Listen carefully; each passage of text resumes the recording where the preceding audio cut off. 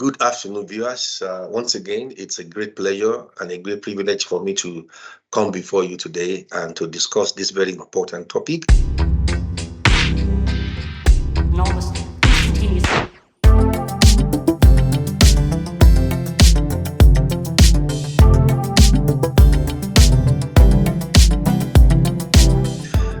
We are looking at the very concept of the self-psychology of the leader, with special focus in Nigeria and in the third world. And so I'm Oluwafemi Esan, Professor of Transpersonal Psychology, as you all know me. And then I'll be looking at this very important concept that I called leading with colonial slave mentality.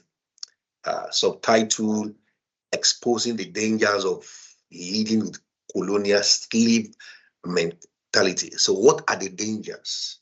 The goal of this is to explore the very essence of colonial slave mentality in our psyche, with special reference to leadership. And this leadership is not confined only to political leadership, but from the home, the husband as a leader, for the line manager, every person in the third world that is in a place of leadership. This very topic is so important for every person in a place of leadership. It is for us to create awareness and people to reflect on their leadership philosophy, how they are treating people under them, to see whether the trauma of colonial mentality is affecting their leadership, and also to expose what are these features of colonial slave mentality that affect one's personal leadership development. And so we come with the definition of what is a slave mentality. Now, a slave mentality can be referred to a mental attitude that includes feelings of inferiority or the perception that one has accepted slavery as their fate in life. It can also refer to the idea that things will never improve. Now, you can see in this definition of slave mentality, there are two things I want us to take from this definition. Number one, the feelings of inferiority. And number two, the very idea that people resign to, that things will never change. If you are in this attitudinal disposition of feeling inferior, you are insecure in your leadership position. This is a slave mentality, and it has its dangerous effect on the people you are leading, whether it's from the home or in any organization. And so therefore, it is very important for us to reflect on this slave mentality. Again, if you are in a position of leadership, and you have resorted into hopelessness and said things such as, oh, things will never improve, this is my fate, this is what it's going to be, this is how it has always been, things will never change. If you are operating in that belief system, those are the core element or future of a slave mentality. Again, some people will say that people with a slave mentality, these are the future also that they display. They seek approval for their worldview, even if it is flawed. I may try to force others to agree with them. So if you are in a leadership position and you find yourself in this way, that you are always addicted to approval, you are looking for approval, and then you use your position, to force. You use your position to force your way, your position to force your idea on other people. This is a sign of slave mentality. Again, you want a worldview without contradiction, but your action may be contradictory. Again, this is a display of someone suffering from a slave mentality in a position of leadership.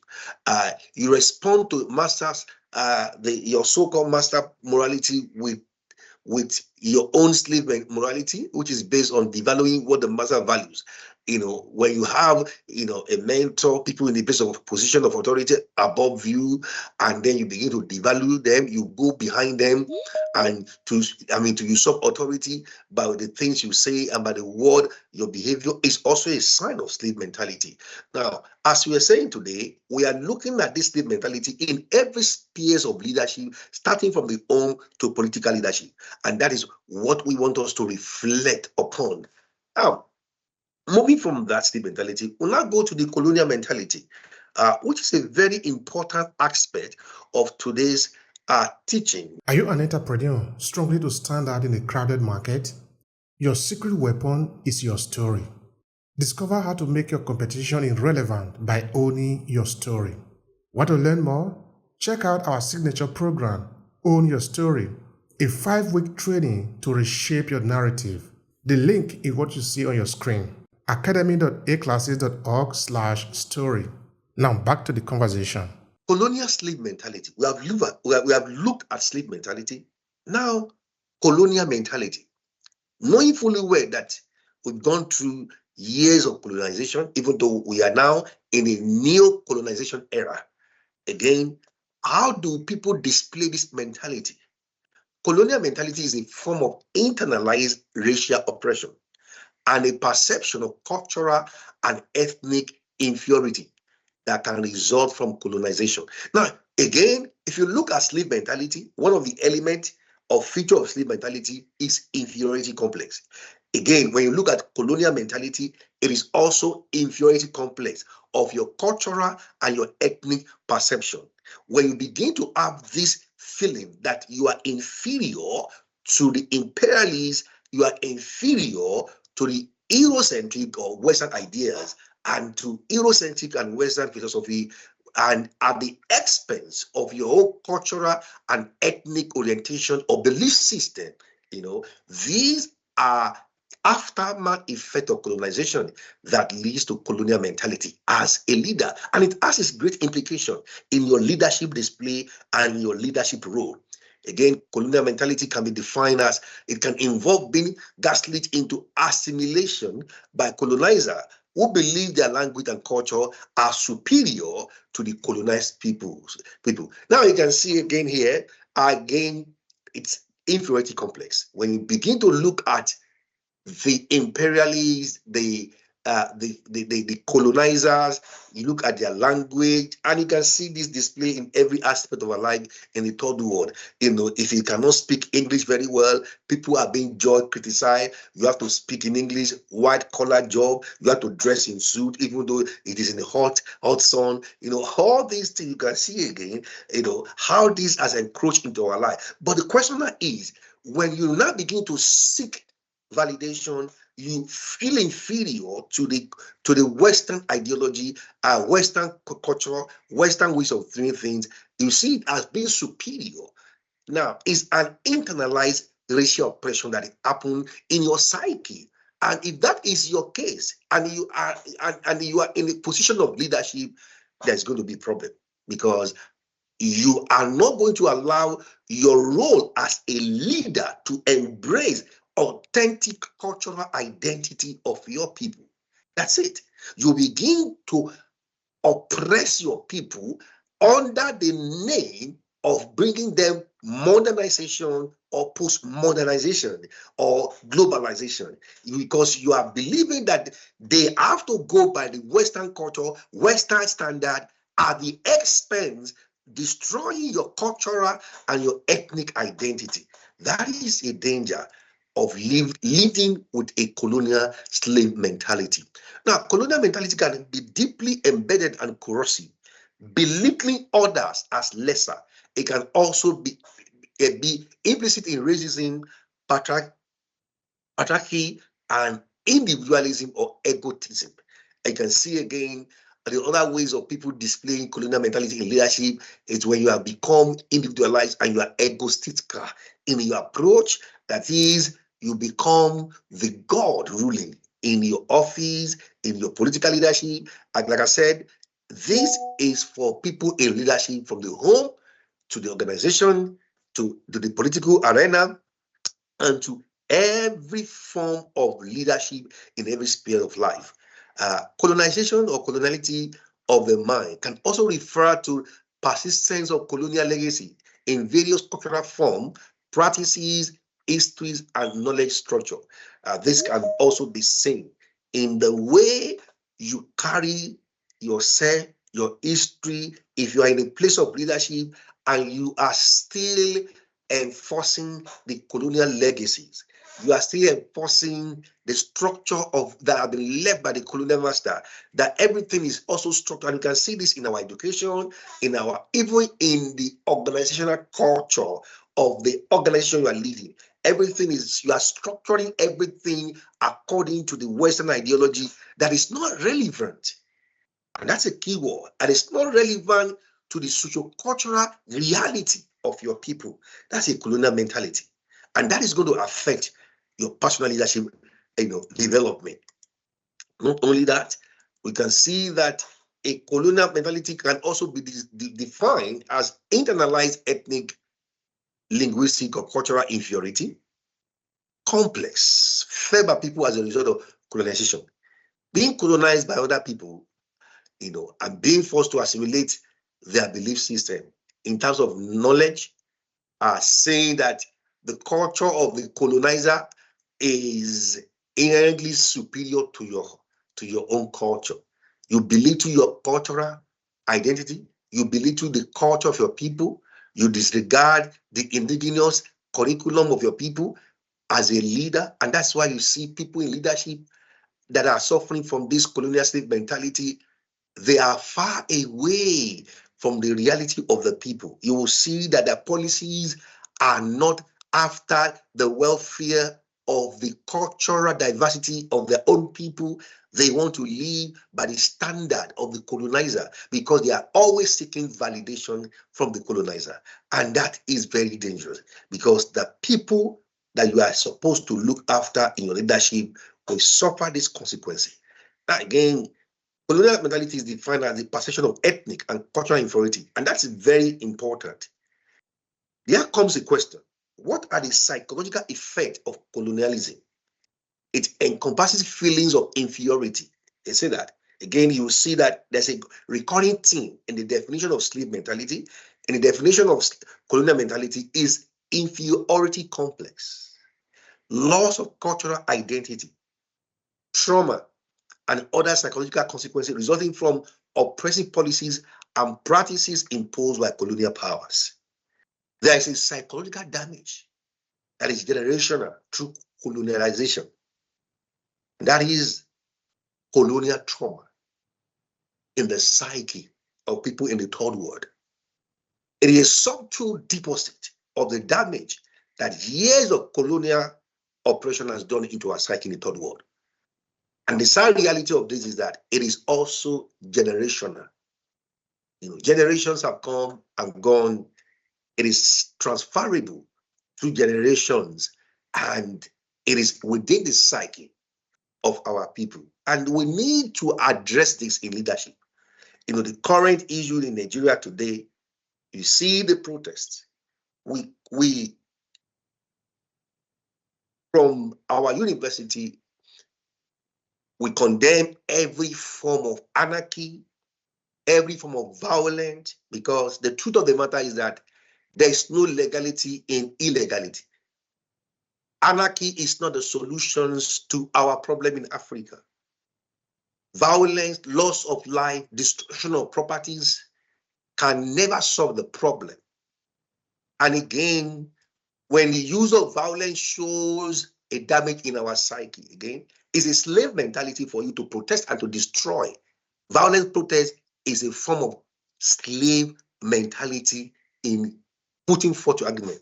Conflict resolution does not come by violence. You cannot resolve any problem through conflict, through destruction of life and property. And therefore, it is the enslaved mind that moves you to go into violence and to destroy people's life and destroy property just because you are making a protest. So dialogue is a key there. Dialogue, peaceful protest. We are not supposed to endanger the economy that is struggling and you are destroying life and property. more laws. That is not what is going to solve the problem. And beside, the issue of leadership we are looking at, slave mentality, is not just only in political leadership. This has to do with every one of us to reflect. It's a collective responsibility of the people. And therefore, that's why we are putting this outside there, for people to reflect on their own mentality. How are you ruling it right there from your own, right there from your office, every person in the position of leadership? This lecture is for you to reflect.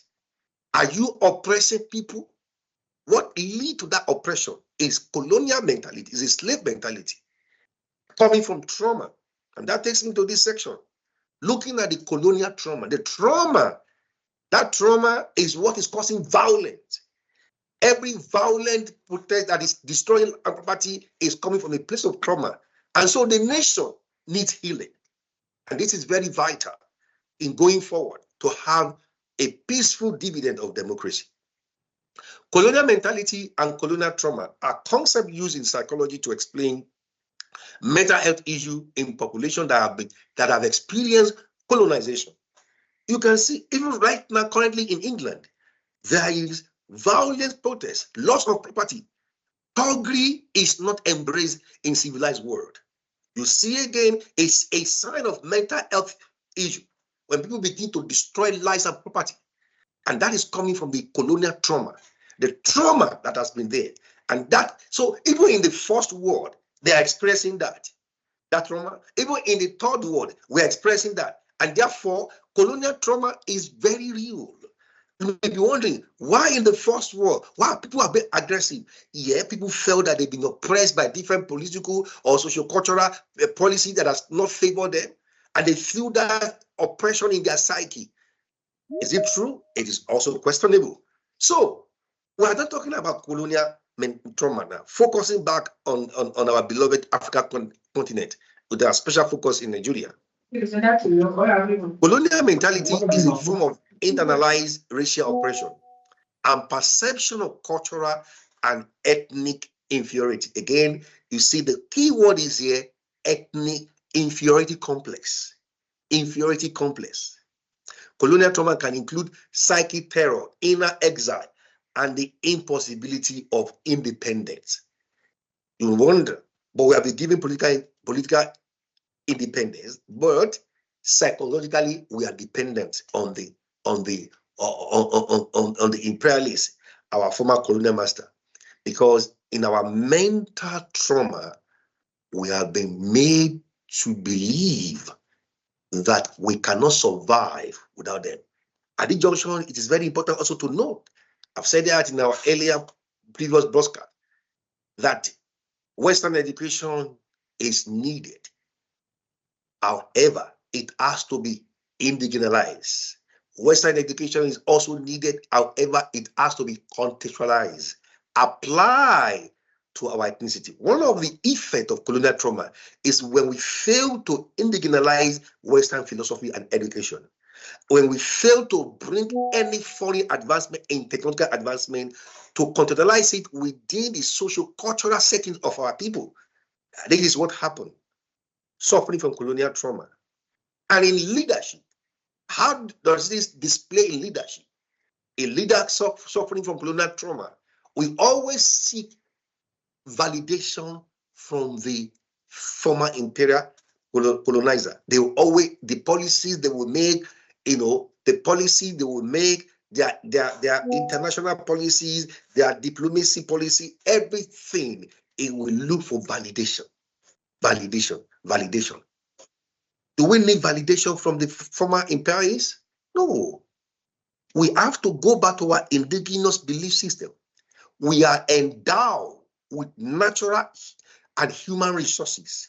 We have resources enough within our indigenous psychology to solve our problem. Thank you for watching. Are you enjoyed the video? Let us know in the comment section. My mission is to help professionals like you to own their story. What would I do for you, you might ask? Well, it helps you make your competition irrelevant. Want to learn more? Check out our signature program, Own Your Story, a 5-week training to reshape your narrative. The link is what you see on your screen. academy.aclasses.org/story. Now back to the conversation. And because we are suffering from the inferiority complex, that is why we don't believe in our own solutions. So as a leader, you have to reflect, are you suffering from trauma? What is the motivation for your policy in your leadership? Are you making policy at the expense of your people, or looking after the standard and to obey the colonial master, to be accepted, to be validated? If you are constantly making policies for approval and validation from the former colonial master, is a sign of trauma in your leadership. Therefore, that individual needs healing to reflect on the trauma of colonization happening in them. Again, colonial trauma has been described as a complex, continuous, collective, cumulative, and comparative interaction of impact related to the imposition of colonial policies and practices, which continue to separate indigenous people from their land, languages, cultural practice, and one another. Again, this trauma makes people not to regard their indigenous culture, practices, language, even their land. Any person in position of leadership from the third world that you are not embracing and celebrating your cultural diversity, these are signs of colonial trauma. If you are devaluing your cultural resources, your cultural identity, your languages, and the beauty of your land, these are signs of colonial trauma. Therefore, it is expedient for leadership in the 21st century, in the third world, to embrace the celebration of our cultural diversity, cultural practice, to embrace the uniqueness of the land and of the people. Again, he said colonial mentality and colonial trauma are concepts used in psychology, to explain the health issue, and it's also look at how, perception of cultural and ethnic inferiority, how this also lead to cultural terror and inner exile. Now, inner exile, when you are so far away from the reality of the sociopolitical setting of your people, and you are not proud to be identified with your indigenous roots, and to celebrate the uniqueness and the beauty of your indigenous nation. You are exiled, inner exile. You are away. You don't want to associate. You don't want to be identified. All these are signs of colonial trauma, and they are very dangerous. What are some of the consequences of colonial mentality? Desiring to be like the colonizer. You want to be like the colonizer in every ways and shape and form, from education to policy, in health policy. Every area of your policy is dictated by the motivation to be like the colonizer. These are consequences of colonial mentality. When you are separating yourself from your culture and from your history, you are avoiding people of towns. You don't want to identify with people of color. You are disliking your natural hair, your body future, upholding white European beauty standard, seeking out lighter skin, even in your area of romance. Again, expressing hostility and aggression against your people and other people of color. You see that? When we are expressing hostility and aggression against Black people and other people of color, when Black people started fighting each other, these are consequences of colonial mentality. We are brothers. We should embrace our uniqueness. We should embrace our beauty. We should embrace the richness of our culture. And I'm going to end this with the theology of slave mentality. In the Torah, there's a philosophy says, woe to the land when a slave becomes a king. This phrase, woe to the land when a slave becomes a king, appears in the Bible from Proverbs 30, 21 to 23, which says, under 3 things the head trembles, under 4 it can never bear it up. A slave when he becomes king. Let me pause about this. What does it really mean? It's talking about the crown does not change your mindset. Wearing the crown of a leader does not change your mindset, number one. Number two, the mentality of the person before they become leader does not change by the leadership position.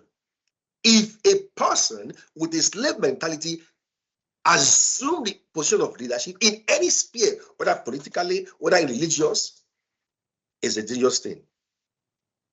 Because that mentality will destroy the land.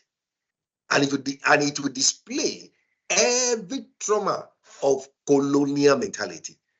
Number one is the oppression of the people, self-preservation, lack of celebration of our indigenous uniqueness, a slave mentality becoming a king. Let every leader, I'm talking about from the home to the political to religious leadership, every form of leadership in the third world, we should reflect about this. Are you a slave in your mindset? Are you ruling with a slave mentality? What are the signs? Again, from the Torah, there's an interesting saying that I've seen slaves on horseback while princes go on foot like slaves. A slave mentality. What does that mean according to leadership there? When somebody assumes the role of leadership without being fully prepared, when you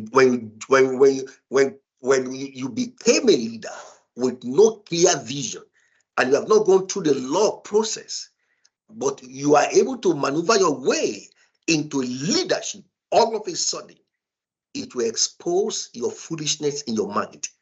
It will expose your lack of knowledge and leadership skill, thereby leading to leadership and self-deception. A lot of people are leadership, but they are deceived by their true motive. So leadership and self-deception explain how self-deception cloud our vision, leading us to blame others rather than admitting our own fault and part in the problem. This is very important. Anyone in the position of leadership, you have to reflect on yourself. What is your motivation? Why are you pursuing this position of leadership? And when you live in self-deception, you are not reflecting enough to understand that the destiny of the follower is determined by the leadership. Leadership determines the destination of the follower. And so as a leader, you may be the problem. But if you are not reflecting and you are living in self-deception, you will not admit the limitation of your personal growth that is causing problem with the people you are leading. Leadership and self-deception exposes the fascinating ways we can blind ourselves to our true motivation. I've said it earlier on. What is your motive for aspiring to be a leader and unwittingly sabotage the effectiveness of our own effort at success and happiness? What is your motivation for becoming a leader? What is your motivation? Do you have a clear vision of what you want to do? Is there a vision?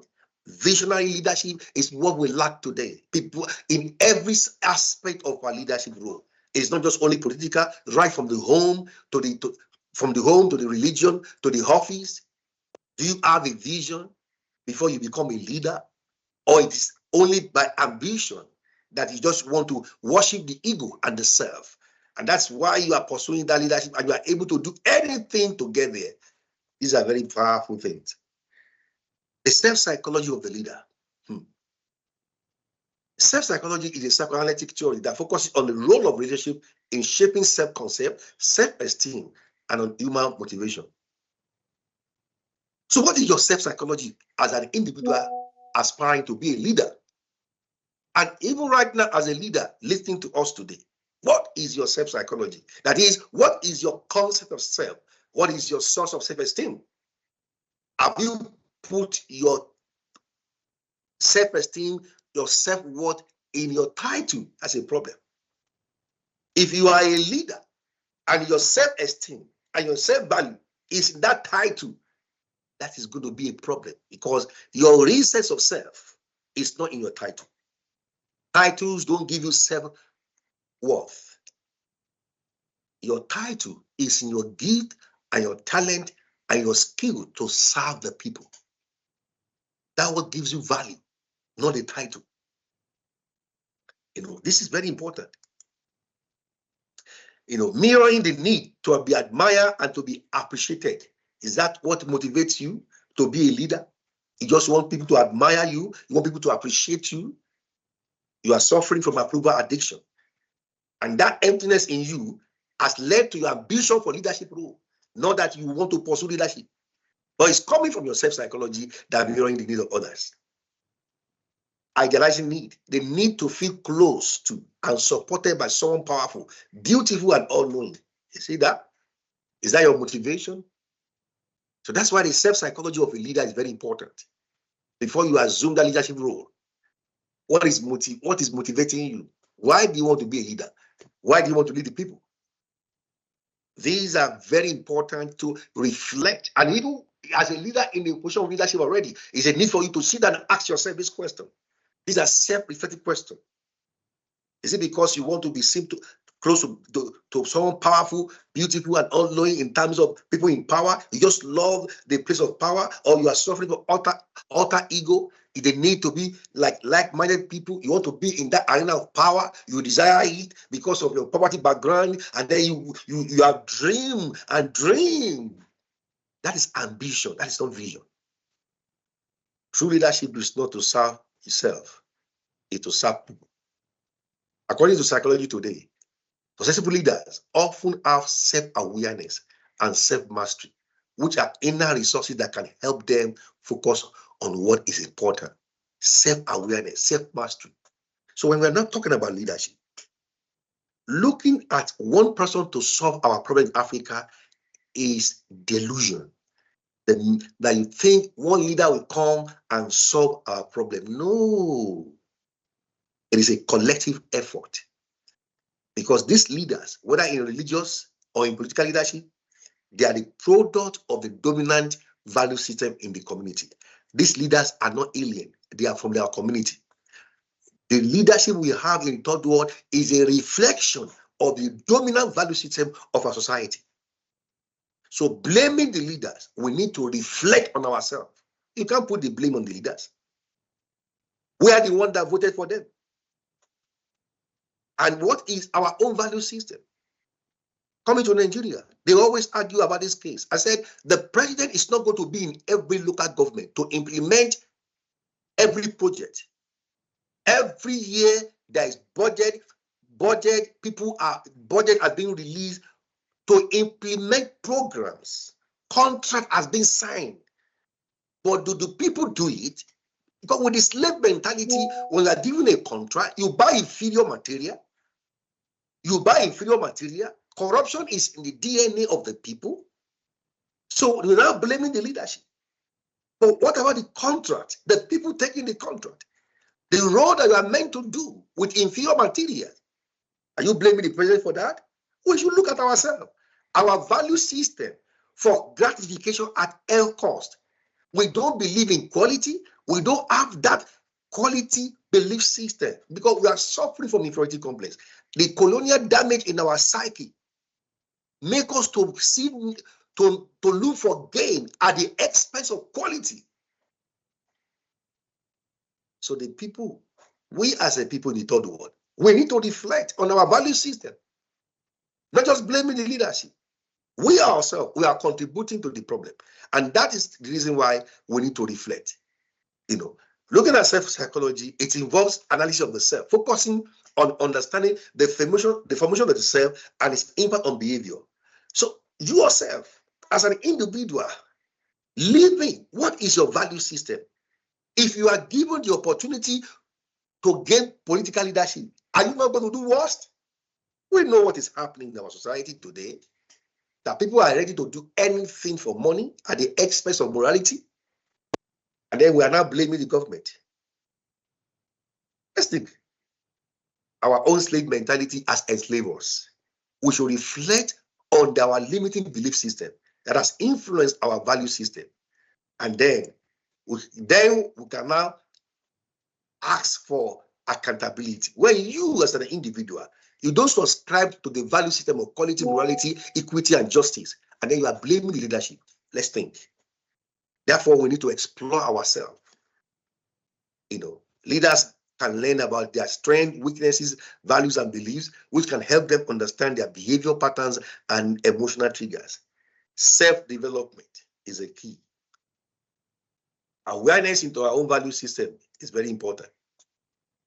How do we do that? We seek feedback. Leaders can ask for input from their team, peers, and mentors to get more accurate view of the leadership style and how it affects others. This feedback can help leaders identify areas for improvement and blind spot. We all have blind spot, including myself. And that's why we need feedback. So as an individual, as leaders in our homes, leaders in every space of life, we should seek feedback for self-development, because your leadership development is based on your personal development. You see that? You cannot go above your personal development in your leadership role. Are we developing ourselves? And that's a question which asks. Or we have been limited by the slave mentality. One of the greatest signs of inferiority complex is lack of self-investment. Because as a leader, as an individual, when you are not investing into your self-development, is a sign of inferiority complex. And those are the traumatic effects of colonialization. Inferiority complex is a major factor. People, you don't see yourself as an asset to invest into. We should embrace the quality of continuous personal and professional development if we are going to solve our problems in the third world. We should take responsibility for our self-development. Don't blame the government. You have the opportunity to develop yourself. Take responsibility for your self-development. And besides, manage yourself. Leaders can learn to control their reaction to situation and use their emotion as a tool by managing psychology. We also, the people that are following them also, is somebody like what Yeshua Mashiach said. He said that one of the philosophy of Jesus, he said, when the blind lead the blind, they will fall into a ditch. Now, if you find out that whoever is leading you is blind, why don't you reflect yourself? Reflect yourself and say, I'm not going to follow these blind leader. We should take responsibility for whoever we are following. That is the truth of the matter. Don't blame anybody that is leading you into the ditch. Are you blind yourself? You should look at your own blind spot. Take responsibility for your own leadership following. Who are you following? Nobody has put a gun on your head, except there is a gun on your head and they influence you, but there is no gun on your head and you are willingly following someone. You should reflect on the quality of who is leading you and who you are following. Thank you. Thank you so much, Professor Oluwafemi. That is really a great lecture. And I want to thank you so much for the value that you have added here. You see, as you were talking, a reflection that was coming to my mind was an interview I did with a U.S. assistant professor. He's coming from Zimbabwe. And what he shared with me in that episode remained very important for me, because later, when I was writing an article about Obehi, which is something very popular among Asian people, and of course, if we extend it, we'll see also the value in Yoruba spirituality and also Igbo spirituality, is that we are essentially suffering from identity crisis. And I think even yourself, you have made mention of a number of occasions, in that we don't need to just blame other people. We also need to blame ourselves. Because of course, we're looking at the relationship that exists between European and Africa. Mm-hmm. And he was saying, now let's try to understand what is even a human being. That a human being, at least seen from an African perspective, is an individual who is connected to what has happened before him, therefore his ancestors. Because without your ancestors, without those who show that you are standing upon, you cannot be here. It is impossible for you to be here. And I usually make a reference to this because I grew up in a village, Romy, is that when we are going to the farm to cultivate, we will usually pass through a very tiny road. And this tiny road, if we were to explain it, it looked like a contour line in the geographical map. a contour line, a kind of a line that connects the places in a map that have equal height. But when you explain it within that concept now, looking at the food part, it's an evidence that something have happened before, which is people have passed through that road before, so that as you are entering into the forest, you are not the first one. It's not the first time. People have been there before. Therefore, as a human being, you are connected also to the past, what have happened before you. But then it says something important, that as a human being, you're being a human being, you as a person, is not complete without that those that are going to come after you, therefore the unborn. He called it personhood. I said this is deep. Because it is deep, because if we understand this as who you are, everything we do suddenly become important now. Is that when you take decision, you got to ask yourself, this decision you are taking, is it honoring your father, your ancestor, those that have been before you, that have passed through that road before, so that you have a place to pass now? What about those that are going to be here 500 years from now? If your decision you are taking now is going to put them in danger, you better not take it. Because who you are is also part of what their life is going to be about 500 years from now. So I think if we understand this, then everything we are talking about today should be very important for us, because we are talking about who we are, our identity. Because we are not going to succeed just by simply blaming other people. We are going to bring ourselves into the spectrum, into the mirror, because we are part of it. So I really want to thank you so much for that conversation, Professor Oluwafemi. That is really, really valuable. Of course, I put down some questions that I'm going to ask you later on. Enormous.